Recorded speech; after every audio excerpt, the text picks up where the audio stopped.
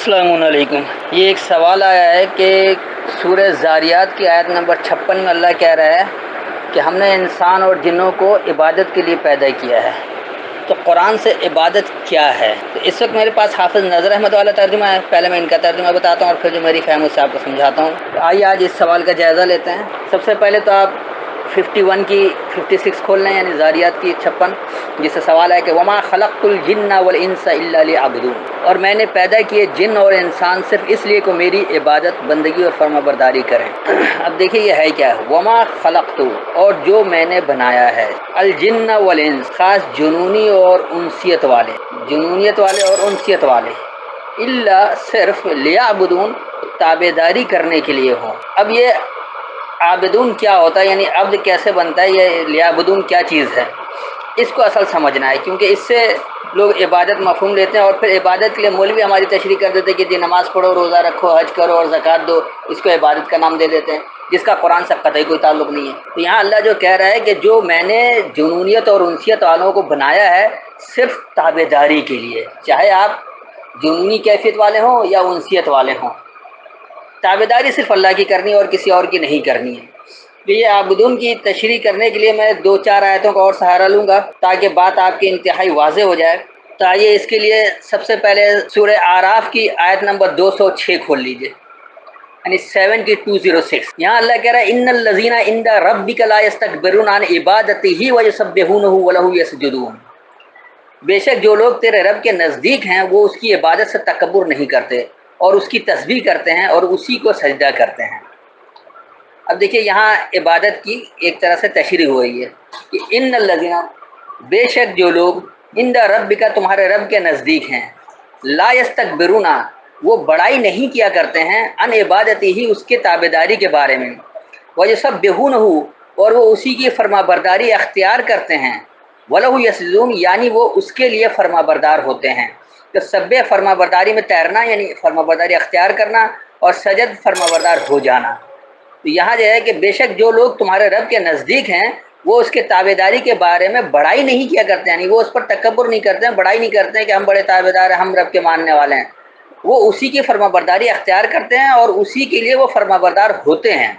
فرما برداری کیسے اختیار کرنا، تیرنا ہے، وہ اللہ کی کتاب سے سمجھیں گے اور پھر اس پر عمل کر کے اس کے مکمل فرما بردار ہو جائیں گے، تو یہ یسجدون ہے۔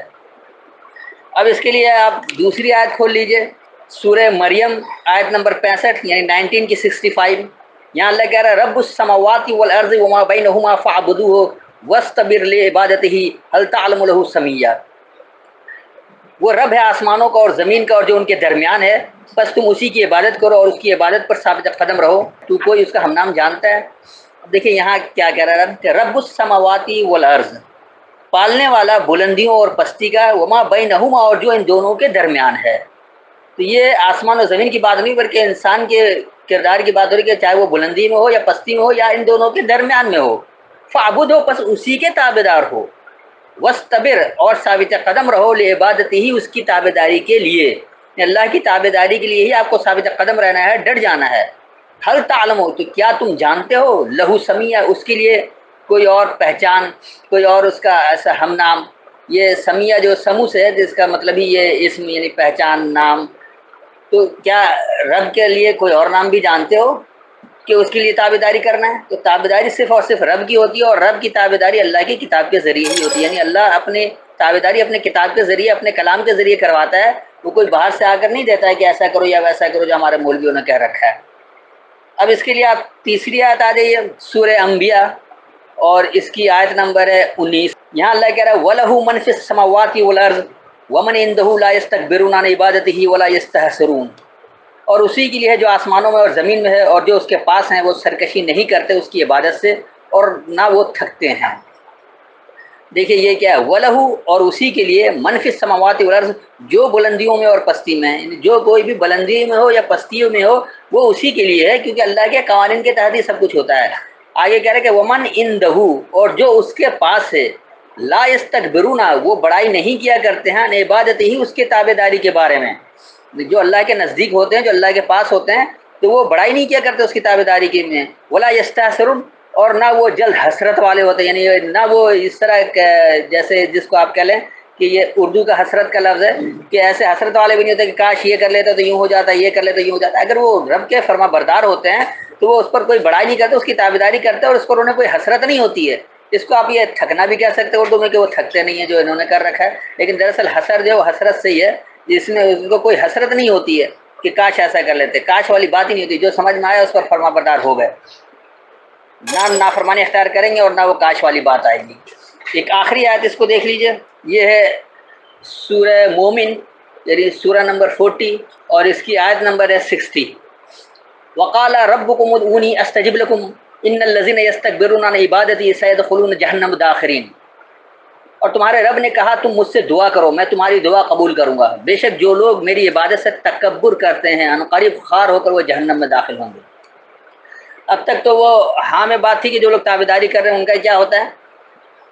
اب یہاں وہ آ رہا ہے کہ جو لوگ تابعداری نہیں کرتے ان کے لیے کیا. دیکھیں یہاں اللہ کہہ رہا ہے وقال ربکم ادعونی، اور کہا تمہارے رب نے مجھے پکارو، استجب لکم میں تمہارے لیے جواب دیتا ہوں. تو رب جواب اپنی کتاب میں ہی دیتا ہے. آپ کتاب میں پوچھتے کہ رب ہمیں کس طرح ماننا ہے، کیا کرنا ہے، کیسے عمل کرنا ہے، رب میں آپ کو اس میں جواب دے رہا ہے اور کہیں رب کا جواب موجود نہیں ہے.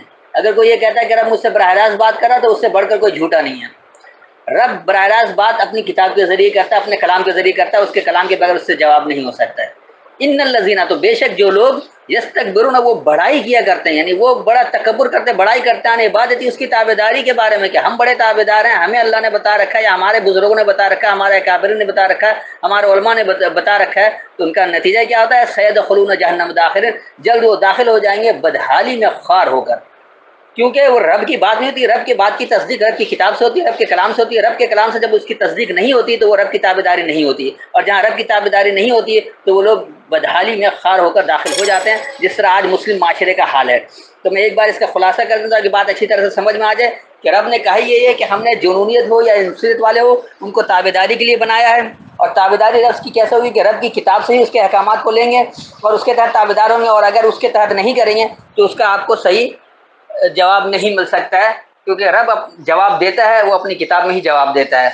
اس کو آپ آسان الفاظ میں یوں سمجھ لیں کہ رب کی بات کیا ہے اس کو جاننے کے لیے رب کی کتاب کو سمجھ کر پڑھا جاتا ہے، یعنی رب کی کتاب ہی سے لیا جاتا ہے، کتاب سے باہر کچھ نہیں جاتا. یعنی اللہ کے کلام کو، اللہ کے کلام کے ذریعے اللہ کی عبادات کو سمجھتے ہیں، اور اس عبادات کو سمجھنے کے لیے سوائے قرآن کے علاوہ اور کوئی ذریعہ نہیں ہے جو رب کی براہ راست بات ہے، جو رب کا کلام ہے.